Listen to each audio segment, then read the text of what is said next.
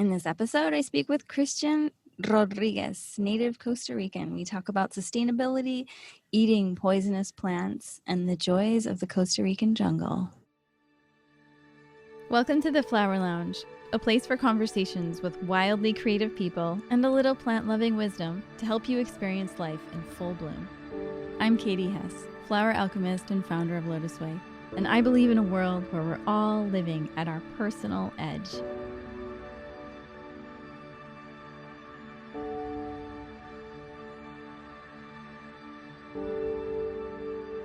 Yeah, you say you like flowers, right? Mm-hmm. You know katuk? Mm-mm. So this is, you can eat it like this. I don't know if you are comfortable eating it. Just leaves? It tastes like everything, the stem and everything. Figaro, please. The whole thing. Yeah, you can eat the whole thing raw. It's called katuk and it's from Indonesia, I think. Kokatu? Katuk. Katuk. And so these are like perennial plants and herbal, and it tastes like baby beans, like I don't know. Yeah, it tastes like lettuce. Yeah. Maybe you make a salad out of it. And so these are the flowers. You can eat the flowers too. These are beautiful. Oh my god, they're gorgeous. So they go from these into that stage. Wow. It's beautiful. And then there's also bele, there's Mayan spinach. I have a lot of perennial plants in here. But I was gone for a while, so everything got like a little crazy, so it's just getting redone again. Where did you go? I went to an spiritual center. I don't know if you saw it on the way here. It's called El Cielo. El Cielo? Centro Espiritual. It was a very interesting experience. Their website is called Choose Again, and they're based on the Course of Miracles. I don't know if you heard of it. So yeah, all kinds of people go there. So I did a little exchange for a garden, Oh, cool. and so they let me experience for 2 months. And yeah, they work.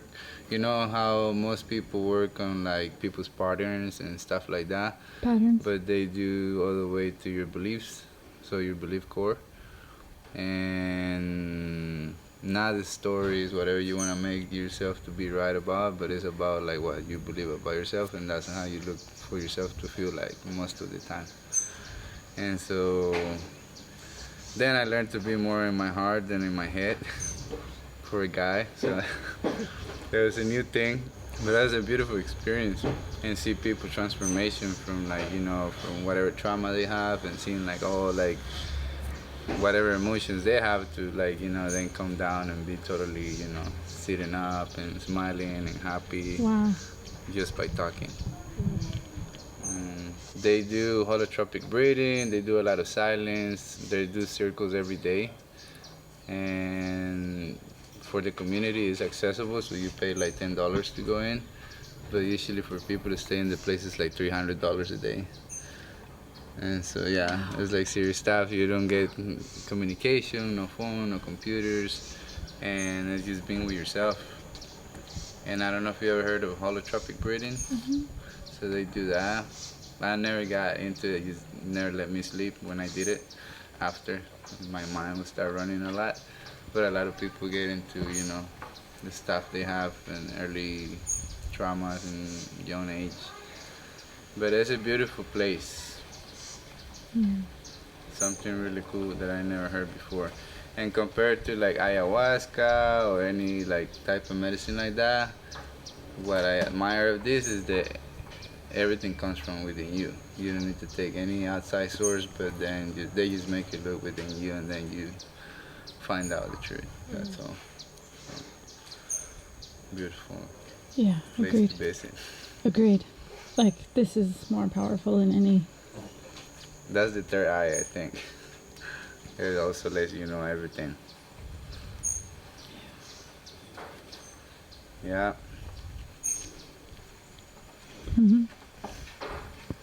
Well, I won't interrupt you more. I came here to just show you that, and then I have a plan, but I don't know if it's okay. You know coca? I have some here. And it's flowering, since you're taking pictures of flowers, and it's seeding too. So you can eat this too, just like that. It's the highest calcium content plant in the world. Nothing happens. So these are the baby flowers, and this is the seeds. Mm. Nothing will happen, I promise you. This is belay. I just chop it down. This also, you can eat it. It's related to hibiscus. It gets big leaves like this. Wow. You want to try it? Yeah. I have no choice. I'm giving you all this Yeah. stuff. Belay. And then there's chaya mansa, which is all messed up right now. This is chaya Ooh. mansa. This is Mayan spinach. Mayan spinach. Yeah, but this is only cooked. So this is a native plant, but nobody eats it. So it's like, you know, kind of like lost knowledge in there. And then the garden is a little crazy right now. Not really. It's all messed up. But this is Malabar spinach. That's also an Indonesian plant. So you just cut like the tips and put it in the ground. It grows. And this is used like to thicken soups and saute instead of using like, what do you call? Cornstarch. Cornstarch. You can use the leaves of this and then makes the soup thick. And this is related to hibiscus, and I can tell it's it's a little really- mucilage. Yeah, mucilaginous. Yeah, and so that's a good probiotic too. And then there's Okinawa spinach, Brazilian spinach. This is still, I'm just saving the plants because I gotta redo the whole thing. And all this is holy basil. Tulsi. Yeah, tulsi, and then I got the purple one, I think it's called Shiva. Uh-huh. And the green one, I don't know. There's 3 of them. So Yeah. this is Thai basil. Mm. This is more like seasoning. It's super Oh, strong. yum. Wow. And I had cinnamon basil, but it all died, so I gotta get it from another place again. Oh. That was a really beautiful one. Oh. Cinnamon basil, katuk, and I think that's it for now. Are you eating the marigolds too? What was that? Are you eating the marigolds? No, I don't know. You can eat them. You can? Mhm. You sure? Well, let me double check, but I think so. Oh, I didn't know that. No, I got them here. I think they're beautiful flowers. Mhm. And I have pictures of my old garden, so I just kind of mix it up around. And then with my, like the basil flowers and like I have lettuces and letting flower and stuff, and it's just like beautiful, like all the bees. And then you get all the ladybugs coming. And it's just beautiful, and then I just like it. Sweet. That's jackass beaters. Have you guys heard of that? What is it called? Jackass beaters. Watch out for the machete. This is not a good tasty plant, but it's good for your liver. And when you have like food poison or you have parasites, you can try a little tip of the leaves, tiny if you can. Is it It's super bitter? Super bitter, yeah, but it's super good for you. Yeah. Yeah. Wow. Yeah, it's super good for you. It's like another one, I think it's called Hombre Grande, Mhm. but instead you use the stem. Ooh. It's woody, yeah.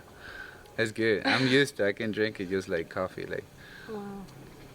but It hits you after. Yeah, like a good. it's really good second. for your liver and gets your biles going, so then your digestion, in case you get like food poison and stuff like that. Mhm.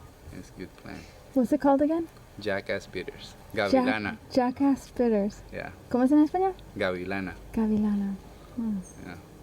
I have a medicinal book in there, a little like basic thing of plants of Costa Rica, and that comes in there. Yep. Wow. I wish I had the garden beautiful like before, so you guys, I can show you. It'd be so nice. And they can be actually Irritant. not so good for you.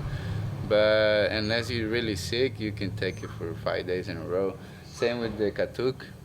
It's like the thing with most of the plants I have is that they're herbs, eatable herbs. And the thing with the herbs is that they're not like vegetables; they get hybrid, and so they always keep the original form.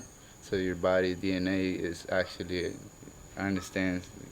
You see how process that food to get the minerals, rather than like kale and some of these things that have been hybrid and has not the original form. Mm-hmm. So that makes it more special. And the idea for this place in the future was to like going on a process and other things is that I would have the garden and make like food out of these plants that nobody likes them.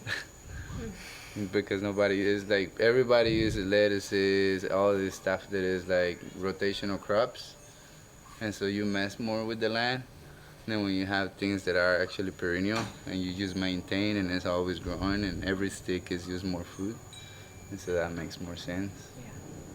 Rather than rather than having the other things that, let me give this one, you can make pesto out of these too. Oh, this is wow. Okinawa spinach. That is so pretty. To me, it kind of also smells a little fishy, but Smells good. I don't like. I like to like have it in a salad or something like that, but it has an interesting flavor to me. People likes it, but I don't honestly. Oh wow. It has an interesting smell. I don't know. Like smoked fish. Yeah. See my poor cat because he's always chasing him, so he gets really stressed and then he starts dropping his hair. Good voices. And this is the other bezel.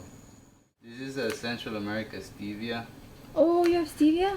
It's not really, it's like a stevia, but one thing is like chew on it really good before swallow because it's very like, you feel like the texture. Oh, yeah, kind of. So when you swallow, it's like, it can get stuck in here a little bit, so you gotta chew it very good. It's tougher than the one we have. Yeah. Then there's the other stevia. I had it, but obviously died when I was gone. But yeah, Wow, was sweet. it's so good. So sweet. Wow. And this is a little bush of pitanga. I don't know if you guys know pitanga. There's a little. It looks like a little squash, but they come as a fruit, and they come out like red, orange, purple, and green, and yellow. That's the thing. Once I was married with a girl from New Hampshire, and so she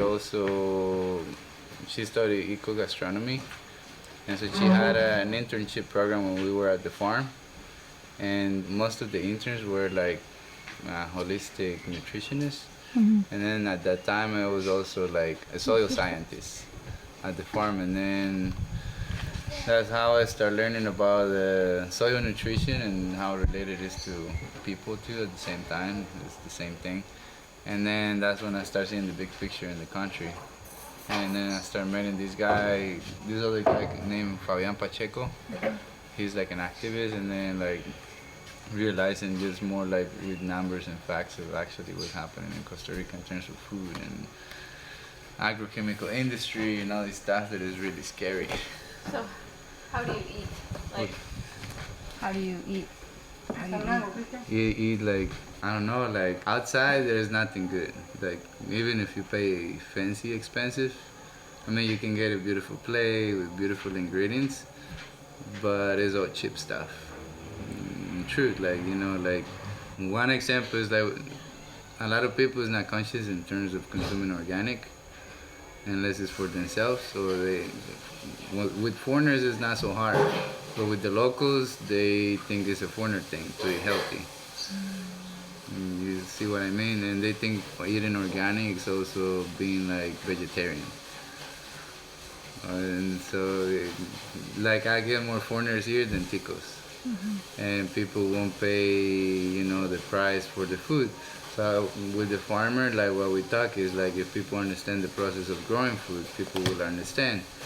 And people won't pay. For example, tomatoes are from us all year round is like $3, doesn't change. But commercially with agrochemicals, tomatoes go from like $1 a kilo to $10 a kilo, right? And so there's moments where the farmers are making a lot of money, and there's moments when they are totally broke because they're not getting paid right. Okay? And so with the organic farmers, what we do is we just maintain cost all year round. It doesn't change even if the other people raise their price or lower it. Like it's always gonna be the same. And we also just work with the season. So if I were to open any food related place, You'd have to change your menu. I have to change the menu constantly according to what's available. And so you see everybody when up in a restaurant, and food is always the same thing, That's so which boring, means that obviously they mixing everything up. Yeah, and the best ways is to eat, or really no places where you can go eat. Like in Fortuna, there's only one place called Organico Fortuna that I know they buy from me because I deliver to. What do they buy from you? Vegetables that they can. And Where do then you get your vegetables? 2.5 hours from here, farm. Organic farm. He's the pioneer, not pioneer, that he's the first person, but he's the one that has maintained the organic more than 30 years because nobody grew organic, and they were the first out of 20 farmers that take a course with this Japanese guy, Juan Jose Paniagua. The Japanese guy. The Japanese is, oh my God, I forgot in this moment, but he's known. And so he teach a lot of really, really cool stuff. And 30 years ago he came and teach them, and then out of 20 something only 3 farmers were left, and he's one of them. And they created a co-op in Sarcero, the town. So you drive two some hours away to get vegetables. More than 2 hours, yeah. How often do you drive there? Every week. And then you distribute to other people. Yeah, we go to people's houses and bring it to the door. If people don't come here, we go to your house. And these are the only vegetables that you eat. Yeah. And you don't go out to eat. Sometimes it's like having a beer, yeah, like going out and eating some food, but I do go out. I don't put it much in the mind because if I be spiritual, then I say I'm not a body, but but it's not, you know, if you obviously crap, you're gonna die, but yeah. I don't take it so personal. But yeah, but you gotta make good choices too. So in the Costa Rica, the ticos don't connect organic food with health. Same thing. And so most of my tico customers are because they getting hit by disease most of the time. So doctors say this is it, and even so they will start eating it, but they always drop because they think it's so expensive. But at the end, you know, you have to invest more. You know, like if you think of material stuff and thinking of yourself, this is your only transportation. So. And are there still curanderos still in Costa Rica, or everyone died already? Some people still doing stuff. I don't know much about it. Now it's more like the, how you say, the new age, like shamanic stuff and stuff. But when your grandmother was alive, did she see people and give them herbs? Yeah, people would come and she would do a lot of interesting stuff that I remember. Like for example, she would take bottles of water. And this is so interesting. And then she would take like a 2-liter bottle of clear, and she would paint it with like yellow, red, blue, and green. And then she would put them outside in the sun. And then hit by the sun, and then she would bring them in, and then in the afternoon she would put them back outside. And each color was for something. I have read about this kind of, I think, Indian medicine or something. And I remember a lady who had a melanoma on her face, and she used to tell her to use these waters and combine them. But she would paint her own bottles and put it at her house and do the same thing, but mix the waters and then put it on her face, and she got rid of her melanoma. So I was reading in some article, because this is mysterious to me, like trying to find out like why or what was the science behind or how it works. And I think that with the sunlight and the color, like creates a bacteria in the water, I think. And so that's what causes, you know, the functionality. And there's also, I think, the colors of the chakras, like the blue. And did she ever do something similar with flowers, or only colors? She only used colors, and then she would use a lot of herbs, roots, and stuff like that. So would people come and she would make them medicine? No, she would first look at people in the eyes and talk to them, and then she would start telling like, oh, you have this problem and this and that, just talking. And then people freaked out. That's why they call it witch. So she could see. Kind of, I guess. That's what I remember. And then she would tell him, you know, find this plant and this plant. Or she would send me to go get some plants. That's why, like, jackass bitters is like, oh, it's been with me my whole life. So I know that. And there's another one called amargo, and obviously dandelion, but just a few. And she would tell people, drink this, like that, and then people would come back and pay her for healing them for whatever reason, you know. She wouldn't charge them immediately, but they would come back and pay. Wow. Because it worked. Wow. So she was known, but people would come from far away. She died when she was like 86 because she always refused to go to the hospital. She said there's no way she would get in the hospital unless she's dying. And so she died from appendix. And she died in the last minute because she refused to go. And then so she got peritonitis, I don't know what it's called. Appendicitis? Yeah, but once it pops and then you get the inflammation. So when she was going to when she couldn't say nothing, so they brought it to the hospital and it was too late already. But she chose it that way. Yeah, so she healed herself from cancer, and like she would do like when we have fever, when I have fever, they would take like newspaper and go and get mud from under a tree where nobody steps and make mud, and then put it in the newspaper and fold it and then put it in my stomach under my forehead. Wow. And then the fever will go down and the dirt will come really hard. So there was something, I would drink clay, and until now I know why my grandma was giving me clay. I was like, why am I have to go through this? Like, why is all these experiments with me? Now it makes sense. Now it makes sense, yeah. Yeah, I had to drink clay some periods of time. Probably I had something like in the mornings, yeah. Every morning, like my first thing was a cup with dirt, you know, like, what is this? But yeah, now, you know, I wish I can go back and actually learn about it, but it was cool. That I know, like real now.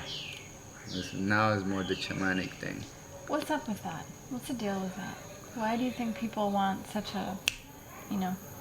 That's what the guy from El Cielo, Didrik, the founder, tell me, like when people look for psychedelics, he don't agree with it. He says it's just a shortcut. Trying for a shortcut. Yeah, so what I learned, because I also did a lot of shrooms on my own, like I like them, but then again I didn't understand. I also had ayahuasca experience. It was really rough. But now, until I did the work in El Cielo and like, you know, going in spirituality and learning from myself from within, then I understand actually what I experienced with that. Which in the moment, yeah, it kind of makes sense, but I really don't know what I saw or look. So it's like going all the way where you need to be and then going back, but you always have to go through the steps, no matter what in life. And then you will reach there when you have to reach, but you have to go through everything. So you think people are impatient? Or yeah, people is impatient too, but also like try to find, yeah, like you want to find yourself, or like, I don't know, try to understand life. And you go through this, but everyone has to go through this thing sometimes, and you know, it's not the way. It might work for some people, and like shake you and like, you know, like Shock remind you, you like, you know, life is real and in a physical form, but I mean, it doesn't change who you are. So how has your experience been different than like dialing it back and just learning from your own self and your own heart? Right now, it's gonna sound funny, but I feel like a woman. Especially in the process I'm going, I've been so emotional right now in my life, and so I've never been that way before, and it was because I always tried to understand everything rather than just feel. And so it changed life's perspective in many ways. And then also being in the heart, also you learn like it's like nothing can tell you the truth like your heart. Like, you know, when you go to your head to try to understand and then start asking the questions with the ego, then you get all confused and anxiety and back and forth until you go back to your heart and just be there. And then, I mean, the answer has always been there. So, yeah. So what's the difference between that kind of experience and like ayahuasca or mushrooms? Well, mushrooms, they're not fun to me. at the end, yeah, it's fun. When I'm done and it's like all the, I guess, the chemicals release in your brain, and it's like, oh my God, dude, I'm alive and it's over. But in the moment, I realize now with the work I did, the spiritual work, is that it's, for me, is my experience, because for everybody's different, but it's a big talk with like little me and big me, the heart and the ego. And it's like, then I start questioning, like, why do I complain, why I get angry, why I get pissed, why I blame, why I then go in this whole thing, always. And it's just like, and then there's no way out, you in it. And you have to like start, seeing or talking, asking you. I don't take big amounts, I take little amounts when I take it, like a gram. But it always brings me there and makes me look at myself and question like that personality. And then there's the release, and it's like, and then like come back, but it just lasts a few days, and then you go back in your ego. Then you're back to the same personality, because you just angry. take a shortcut and then you all of a sudden, like a week or two, and then you forget about it. But when the experience doesn't come from outside, but rather comes from within, it's all day. Nothing has changed. You learn more about yourself than actually from something else. So nothing has altered like your reality or anything. You just actually find out more about yourself. It's like realization from the inside. Yeah. Versus and it's and you and your your sense, what's going on, but this comes from within, and it's not from outside. So it makes it, I think, very different. Yeah. Can I ask you like 2 or 3 more questions? Sure. And then we'll No problem. leave you alone. Okay, so we'll do one little exercise. So close your eyes. Oh my God. Go back to your childhood and think about a time when you played around plants or trees or flowers. And just think about what you were doing and who you were with and what your favorite flower or plant or tree was, or whatever pops in your mind first. I think it's always been either hibiscus, or I think it's called Flores de San Juan too. And if you could describe that flower personality in 3 words, how would you describe it? It's interesting because Flores de San Juan, I don't know, I think it's called 3-day wonder. No, I don't know. It's like they first come out purple, the second day is gray, and then goes into white and then dies. And I think hibiscus is just beautiful, and I always eat it without knowing that you could eat it. But So if you would describe if it had a personality, how would you describe its personality in 3 words? I think hibiscus is just like beautiful and like exotic and like attractive.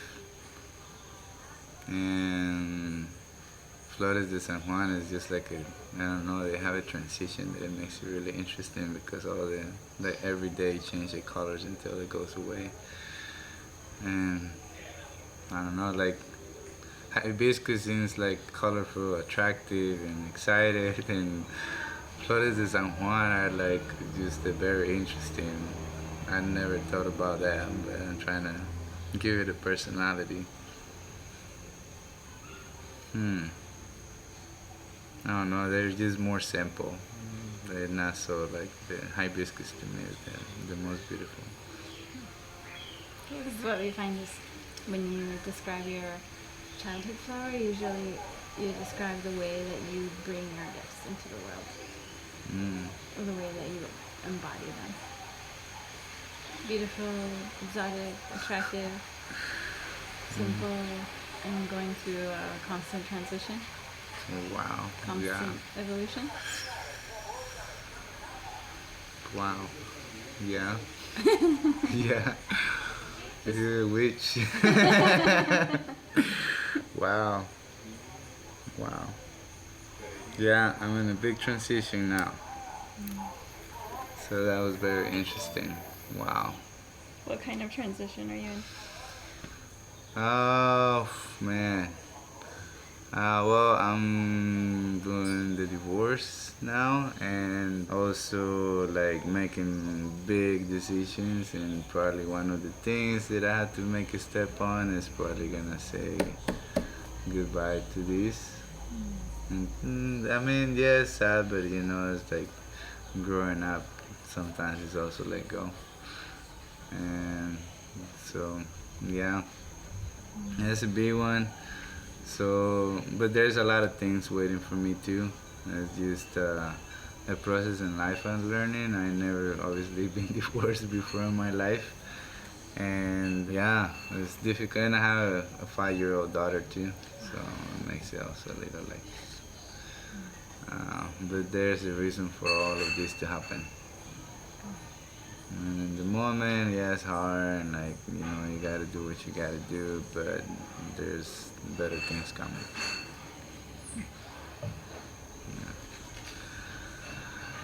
To your happiness. Cheers, and that flower stuff was very incredible, interesting.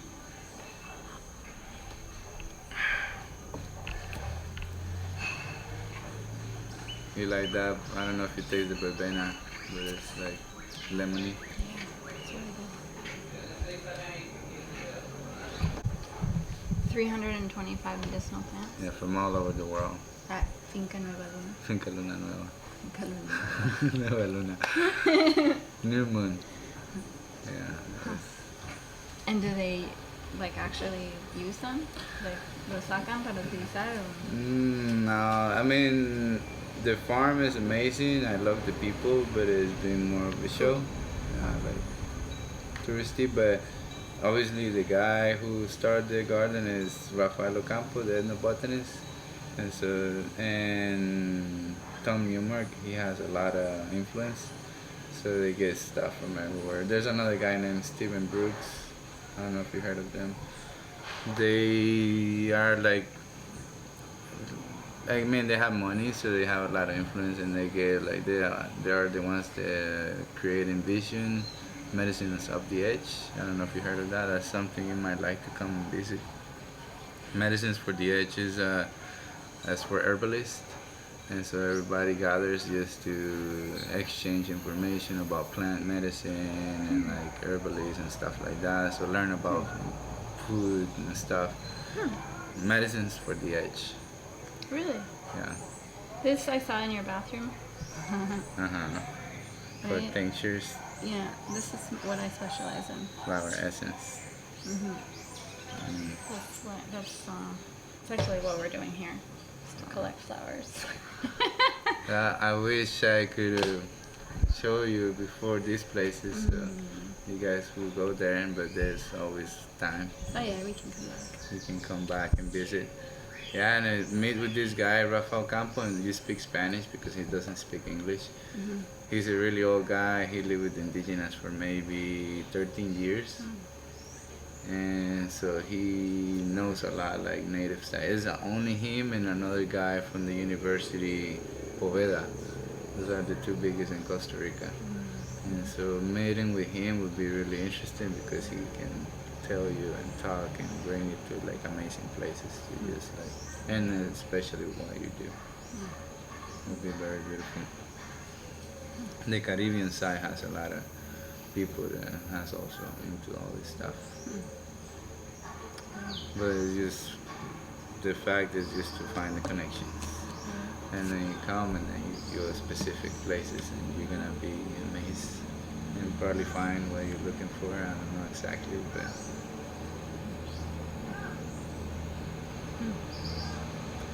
so you guys are into herbal medicine or like just flower? Both, but we specialize in flower essences. We also use aromatherapy, but mainly it's collecting flowers. Yeah, you gotta go to Finca Luna and you gotta meet Rafael Ocampo since you speak Spanish, and it would be really, really great for both of you. Where is the finca? Finca is about an hour and 15 minutes from here. In what town? San Isidro, Peñas Blancas, that's where I used to live before. Is when you go to Fortuna, Sí. and then you go to San Ramon. But do you remember Fortuna? There was a place called Lava Lounge. I I don't even know if we ever made it all the way to Fortuna. We almost. And then, Okay, so you probably went to El Castillo. yeah. Okay, yeah. You went to La Gavilana or Arenal Essence. Yeah, it's a whole. No, there's a Rancho Margot. We went there. Yeah, Rancho Margot is cool. What's this? Like it's okay, like it's cool, but I like more like what Finca Luna has because that's where I learn about my perennial plants. That's where I got them all from, and I can get a lot more. And also, this is another cool thing. I'm friends with the farmer. It's like I'm a little network anyway. So the farmer I work with, I make a connection. There's a Cocopelli seed bank. Yeah, I don't know if you know Cocopelli. So one of the Cocopelli guys is in Costa Rica, and they're working with this farmer, and so they're tropicalizing seeds. Oh, cool. So then I also have access to random stuff. I have a bunch of seeds in there. They can be used and planted, and there's a lot of perennials that are like, for example. Elegant, always. There is what is it called? Like spinaches, they have berries, and so all these interesting stuff. But a lot of access to a lot of cool things. Amazing.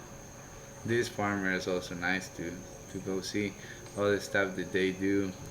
I don't know if I'm talking too much, if it's okay. No, it's fine. But they use a stone flower. I don't know if you heard of that before. So that to me, that was like when I heard about that, I was blown away. So the agrochemicals begin in like the 1860s, and then by the 1890s, this guy named Julius Hansel. You can look for a book called Breath from Stone. And this guy was already realizing that doing the NPK, the nitrogen, potassium, phosphorus farming, was already what was going to happen with the soil and what's happening today with people. And so that was the rise of Bayer. And so they put Julius Hansel. He wrote this book for farmers. It's more about testimonials because he was doing like experience. He was a chemist. And so he was doing experiments with the farmers because the productions in Europe start dropping and they start having disease in plants, and so he did the soil part. And then he started using a stone flower, which is powder rock. And putting the powder rock in the soil, rocks are minerals, it's trapped. And when you make them into powder and mix them with the ground, the microorganisms will eat them and turn them into nutrients. And so he started doing this practice, but then with these farmers, they took it to another level, where what they do is like, they collect microorganisms from the jungle, from the nearby area, and then you put them with molasses and rice, semolina, and other things, and collect them in a bucket, and then they reproduce, and then you make a tea out of this. So with this tea, they become alive in a liquid form, and then you mix it with the stone flower. And so then you fast forward the process with the amount of microorganisms, and so the plants get nutrients immediately rather than waiting until process. So they learn to accelerate the process just using microorganisms. So they make microorganisms work for them by collecting them and ferment them, and then spray it in the plants and in the ground. So they do very specific stuff, like they do like a soil test, and if your soil has deficiencies of boron or like, I don't know, I can think of anything right now, magnesium. Sure. And so you can actually buy the mineral itself, or you can get like a multi-mineral with herbs, so you can get like stinging needles and ferment it with the microorganisms. And so a stinging needle has like 50 minerals, and they'll become available in the liquid form with the microorganisms, and then you spray it over the plants and they absorb it immediately.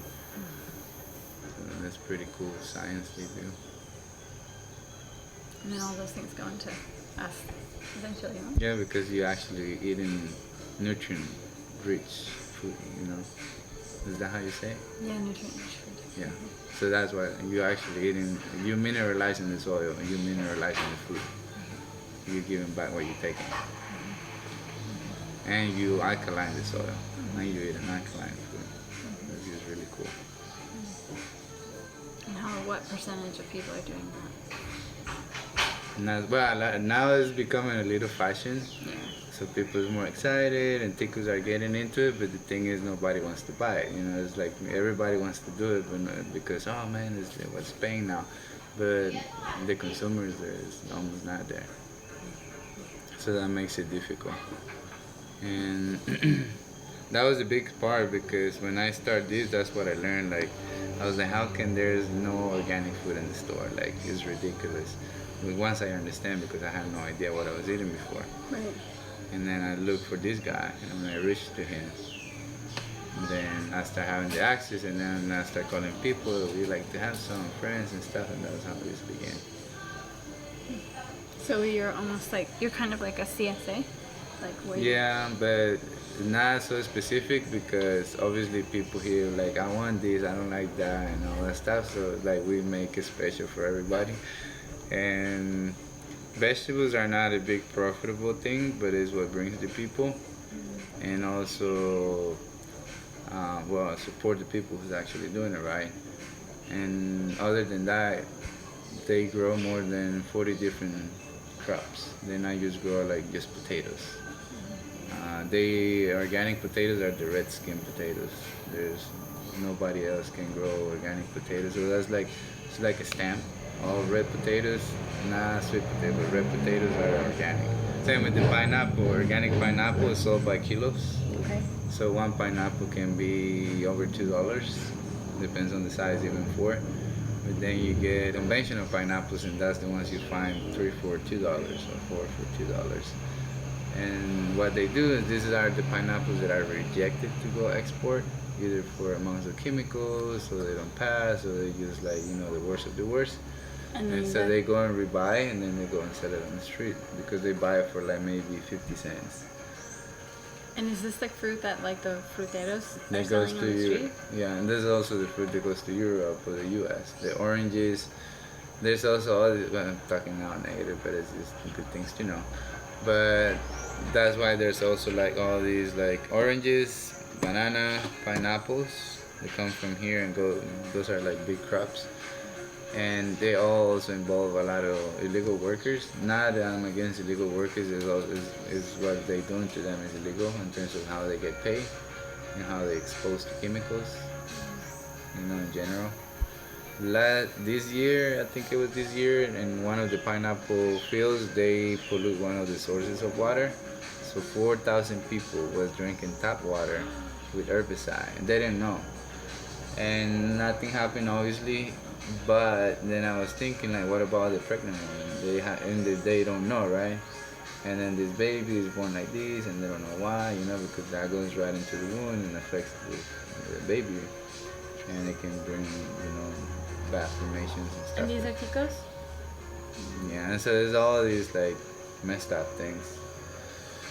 So in a way, maybe sounds like criticize, but I think in a way, it'd be good, like, even if people won't consume these fruits out of the country, because it's what's creating in the first place this.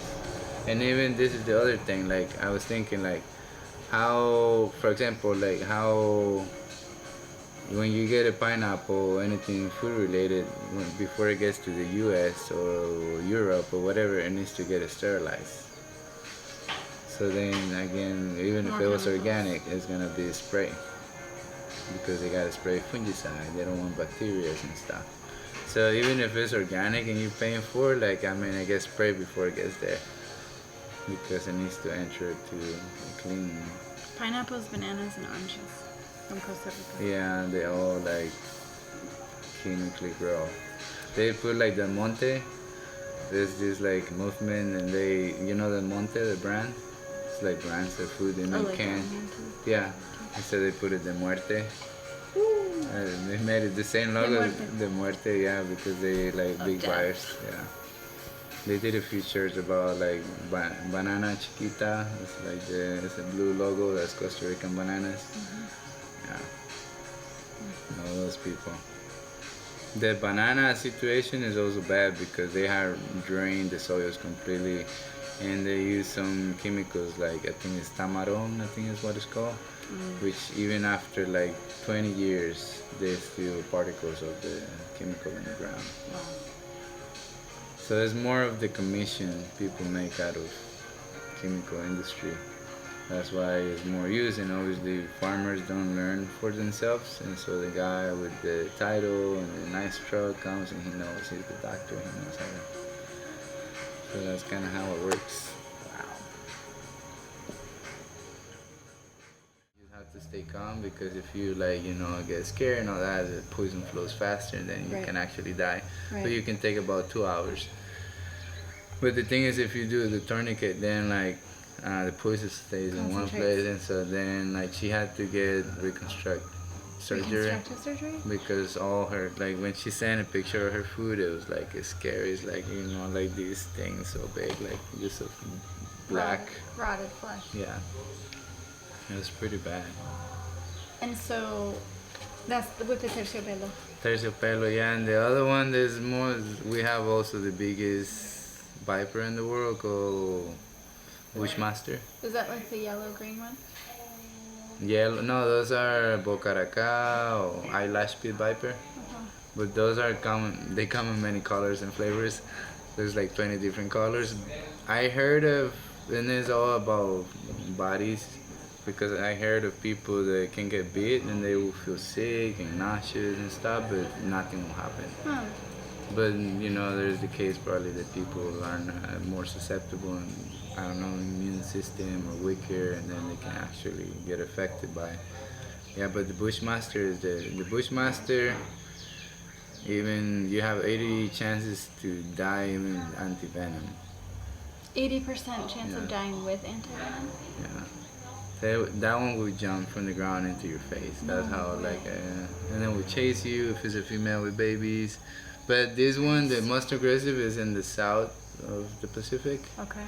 And she's more in the jungle. They don't really look for people, but the thing is, the terciopelo is everywhere. Cow fields, you see them crossing the road. Here I have cats, so they take care of that. Really? Not like the cats but cats annoying bugs and snakes and things like that. So it's a good thing to have cats. So the terciopelo is everywhere in Costa Rica. Yeah. And they're the ones that if they bite you. The most aggressive. So when you go in bushes and stuff like that, wear boots or just be careful, because you never know. Oh, that's why everyone at Rancho Margo was wearing boots. Exactly. Okay. It's very important. Yeah. And what's the one that jumps on your face? The Bushmaster, but that's in the South Pacific. And there's another kind that lives here, but those snakes don't look for people. The thing is, the terciopelo is everywhere. And there's the other fact that also people don't know they're snakes. I mean, we have 140 something, I think, different species, but maybe 23 are poisonous, but people don't really know. And so there's one Clelia, I think is we call it sopilota. Sopilota? Yeah, it's just black and long, and she is the one that eats all the poisonous snakes, and she's not poisonous. Oh wow! But when they're little, people find it in their gardens, and they immediately kill it because it looks like, what is this called? The one that has the colors? Coral snake. Like a coral snake, but she just has a black head, a little white ring, and then the red body. And people, as soon as they find it, there's a blood viper, kill it. And I don't know where they come with the blood viper, but it's not even a viper. But yeah, she's the one that eats all the poisonous snakes. Wow. And they live near houses usually, but people kill them when they're little because they don't know. It's like a protector snake. Yeah. And so if you get bit by any of the venomous snakes in Costa Rica, about how long do you have to make it to the hospital? 2 hours? Yeah, and they gotta give you as soon as they can, but usually you within 45 minutes, 30 minutes, range from a hospital or clinic. Everywhere you are in Costa Rica, you're about an hour from the hospital. Maybe 45 minutes. I mean, here we are 30 minutes from the clinic and about almost an hour from the main hospital in Cañas. And the Bushmaster is the one that you have an 80% chance of dying even with the anti-venom. That's not like by Nosara, right? No. Woo! That's amazing. You're gonna like Nosara. Yeah. It's a beautiful place. Then there's another place nearby called San Juanillo. You gotta go visit. San Juanillo. And I think there's how you say the Toro? tortugas. How you say? Turtle? Turtle? I cannot say that word. Tortuga? Tortugas. Anyways. Yeah, I think that those things are arriving on the beach in Ostional. So there's no Sara, Ostional, and San Juanillo. And San Juanillo is a very small town. And then it's like a feature town. So it has like a little reef outside. So there's no wave. It's not so wavy.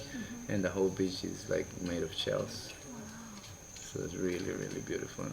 And it has like a little thing sticking out that you can walk between, like, you know.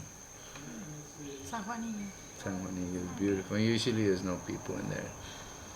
Se puede comer bien en Osara o no? Yeah, I think they have good food. And a lot of the organic comes from the same farm that I go. There's a place, I just forgot their names. But they do a lot of, I think they do raw and juice. It's like 2 places. And it's pricey because they have to go to exactly the same farm that I go. Oh man. Isn't that interesting? And so a lot of in the Caribbean and the Pacific side, not so much in the South. In the South Pacific, you find also a lot of community, the foreigners. Also they have like, you know, like growing food and fruit. Like, I don't know if you guys are into eating like fruit and raw stuff. Yeah. And what's the story with, like, I'm such a tourist, but jaguars and panteras? Nah, we got jaguars and pumas, like mountain lions. But never, I mean, there's places where people maybe get a cow that's attacked by one of those, but it's not so bad. I mean, I think we got quite a size of jaguar around. But yeah, people seen it. On the other side, Here? yeah, around here there's the border with Volcán Tenorio and Rincón de la Vieja, like this whole cordillera, I don't know what you call that in English, mountain range, I guess. So there's a lot of forest, and the edges like Aguacate, and the town Aguacate, when I was in El Cielo, like there was a baby calf that got a big bite in the neck. Oh. That looked weird, but yeah. But obviously the cats coming down, even tapirs. Oh yeah. You see them? Are they aggressive? Tapir? No. No, they just. It looks like a big pig with a long nose. Yeah. That's all. So when you go, it's like if you just like go into the jungle, how do you feel when you're in there? You feel It's a little. nice. You love it, or is it a little bit freaky? Not well. To me, it's not freaky or scary. Like, I do that since I'm like 12. Not like I'm still doing it because I'm grown up and playing different now. Like, but that's what I like to be too. But I remember, like, you know, like since I was like 12, packing up my backpack and just like with snacks. Obviously, like now when I'm thinking and I have a daughter, like I probably would not let her do that. But my mom would ask me, and I would just pack my stuff and say, I just going to the creek. And I would go down the creek, and then I would start going up the creek, and then just going to the forest and reaching for it. That was in San Vito, the South Pacific. And I would be picking up like indigenous stuff that will fall from the barriers into the water, and then it gets drained, so I find all these species with cool things. And walking in the forest is not so bad when it's forest, because it's not bushy. So you have a space to walk around. The only thing is like mosquitoes and stuff. But when you walk in a place where there's not so much trees and you got bushes, then you gotta worry about snakes and all these plants and like anything can come up. But in the jungle, no, it just feels good. Like the last time I walked in jungle like that, I was in the volcano. I work in a zip line place, and I remember I work in the green side, not in the castillo, so I just ask for permission to walk a little bit, and then I will go right through the jungle, so there's actually space to walk. And it's an enjoyable place to be. So you just don't go where there are lots of leaves. And grassy, yeah. Interesting. Still thinking about the flowers. Just- you know that one, right? The one I'm talking about? And what? The San Juan flowers, I think. Hibiscus only. No, San Juan, you no, can it's see San them Juan. here. There's this purple. You see them over here? Like, is the edge here? Oh, is it a vine? No, it's a bush. Like, in the edge of the property here. Uh-huh. And then you see this purple, gray, and white. Yeah. So every day they like change color until they die. And then Oh, I didn't know that. That's so interesting. and the other one is called the angel trumpets. Yeah, you know it's those? gorgeous. And those are dangerous too. Yes, very dangerous. No Super tea. dangerous. No No, tea. I tried that once. No, you did? Yeah. You made a tea out of it? But I was just being young and stupid, obviously. Why? But nothing happened. Because you wanted the hallucinogen or something? No, it was the first time I tried shrooms. I'm talking a lot. It's like, that was the first time I tried shrooms, and I was maybe like 16, 17. And I tried like fresh, so it was just like nice and soft. And then I went with the friend to his house, and he was like, man, I want to get high. And I was like, no, man, like I'm on this stuff right now. So he went, and we went to find one of those plants. And we were like, I heard about this stuff, but I don't know what it does. And I was like, I don't know, is it the leaves or is it the flowers? So we picked the leaves. But did you know what it was? We didn't know. We just heard of it. It's just like, you know, kids adventuring, Could've doing killed stupid shit, yourself. yeah. And we made a pot this big. And we drink it all. Huh? Yeah. And then... Of leaves? Yeah. And now I think it could be worse because it has a sap. I don't know. And then he say he didn't feel anything, so he make another whole pot. And he drank. Jesus. And I was probably the mushrooms protect me, not allowing me to get poisoned. That's the only thing that makes sense to me. But my friend did get poisoned. He didn't die, but he was in the room, and then he called me. He's like, man, come check out. Like, look at these eyes in the ground, and it was the reflection of the light bulb. So he thought it was like eyes, and I was like, man, this guy is tripping. Like, I'm totally fine and conscious of what's going on, and he's like telling me these things. So I went to the living room and watched TV, and then I hear him kicking stuff. And I was like, are you okay? And he didn't talk to me. So when I went to look, he was laying down, and he would get up, look everywhere, and go back and start kicking with his feet and like doing it over and over. And then when I looked, his whole lips were covered in white. Oh no. And I was like, oh my God, like he's going through these, like I'm going after him. And I started panicking a little bit, but I guess the mushrooms didn't allow that to happen. Did you bring him to the hospital? No, I was like trying to do everything I could. So I put him in the shower, and like he started getting up and acting weird. And I stayed up the whole night watching him until like 7 in the morning.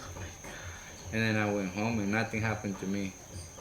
And then he said the whole day, the only thing that happened to me is that I lose my vision, like at this close. I was seeing everything like blurry.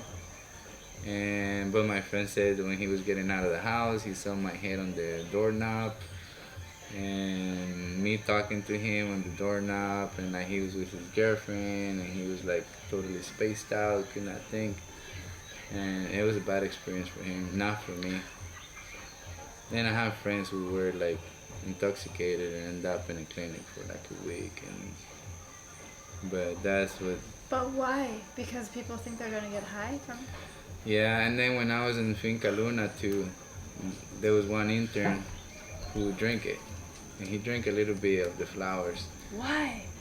Just to be stupid, I guess, because he was warned. And, But don't they know they can die?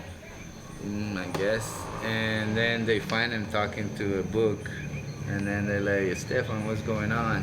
Talking to a book. Yeah, and then they look, and his eyes were like this, looking in both directions. So it really was freaking going on. And then they find out that he had drank the tea, but he drank it from the flower. So for example, those flowers fermented with microorganisms, they can be used to get rid of like insects. Well, yeah, I mean everything can be beneficial if you know how to use it. This is the guy from, where you guys from? From Arizona. Oh yeah, you need to get it? Oh, it's okay. That is just crazy. That's crazy. Crazy stupid. Mm-hmm. What for? What? I mean, you risk your life. That's like, As a young kid, yeah, like you're being really stupid. But as a grown up and you're being warned, it's like even worse. it's like Russian roulette.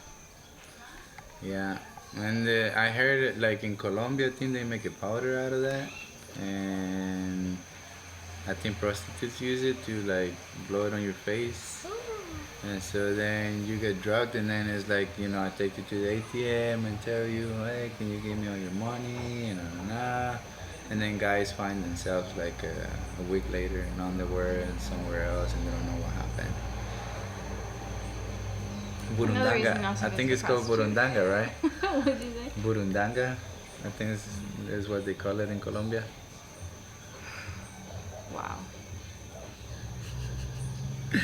Too much crazy stuff. It's a beautiful flower.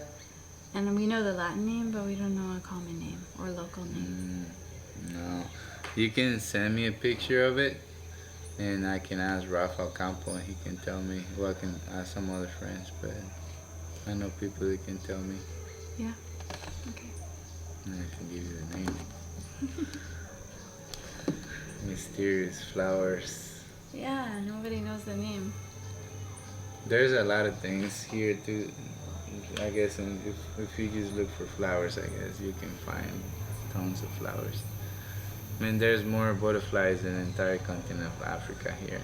Really? So there's got to be enough flowers for all of them. Yeah, one day we were collecting around in Monteverde. We were going up this trail, and it was so cool because it was like, the morcos? Mm-hmm. It was like, it just like kept appearing like guia, guiding. So we kept following it, and we would find all these different orchids. So amazing. My daughter's second name is Valeriana. Valerian. You know Valerian flower too, right? I guess. Sleeping potion? Yeah.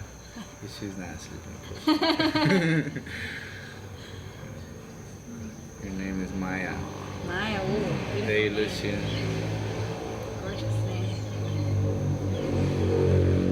I used to learn that in India it means illusion. But then there's the Maya.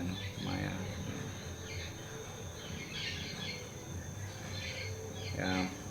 There's so many. There's one place in Cartago. It's once a year, and there's this whole field that turn into yellow flowers. All the hills. It's a really beautiful place. But I'm thinking of, and there's like there's a lot of collectors of orchids, and so they have some of the biggest collection, like tiny little orchids. Yeah. I was thinking of flowers. You know choncapiedra? I don't think you know choncapiedra. Choncapiedra es una medicina. But you know the plant? No, I've only ever seen yeah. for tea. It grows randomly, and those have beautiful flowers too, because it looks like a mimosa, but it has the leaves are more separate, and then when you flip the leaves, it's like these little bulbs, and then if you look at close, it's these tiny little beautiful flowers. Wow. That's cool.